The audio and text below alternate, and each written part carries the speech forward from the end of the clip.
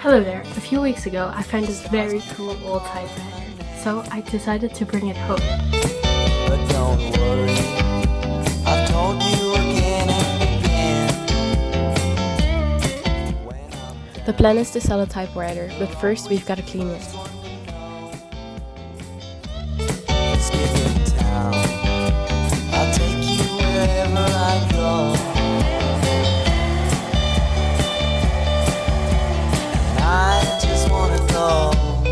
Now that it's clean, we can put it up on different marketplaces, such as Katawiki. I just wanna go. But first, we've got to make some pictures.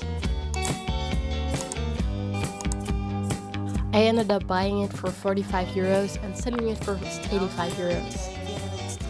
That means that I've made 40 bucks just by cleaning it and selling it again. Stay tuned for more episodes. Bye!